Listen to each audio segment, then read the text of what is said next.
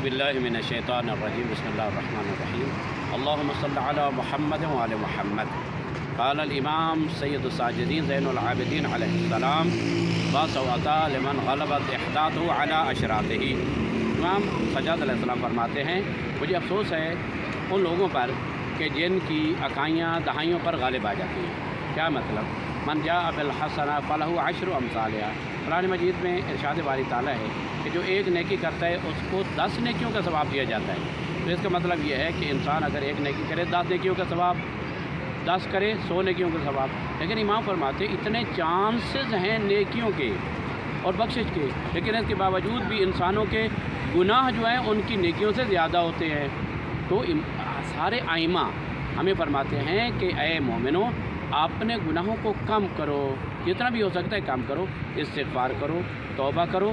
اللہ تعالیٰ کی توبہ کے دروازے کھلے ہیں، لہٰذا ہمیں چاہیے کہ ہم یہ ماہ شعبان المعظم ہے، اس میں ماہ رمضان المبارک میں اپنے گناہوں کی بخشش کے لیے، استغفار کے لیے، توبہ کے لیے بندوبست کریں۔ کیوں؟ ہمارا ساتھ دینے والا نہ اس دنیا میں کوئی ہے اور نہ آخرت میں۔ اندھیری رات ہوگی، قبر ہوگی، ہم ہوں گے، ہمارے اعمال ہوں گے۔ امام محمد باقر علیہ السلام فرماتے ہیں ہماری اللہ سے کوئی رشتہ داری نہیں ہے، اللہ ہمارا رشتہ دار نہیں ہے۔ تم اپنے اعمال برزخ تک کے لیے اپنے اعمال کر کے آؤ، ہم قیامت والے دن تمہاری شفاعت کریں گے۔ لیکن برزخ میں جو اعمال ہمارے کام آئیں گے وہ ہماری نیکیاں ہوں گی جو مجسم ہو کر آئیں گی، اور ہماری برائیاں بھی مجسم ہو کر آئیں گی۔ ہم کیا چاہتے ہیں کہ ہماری برائیاں آئیں؟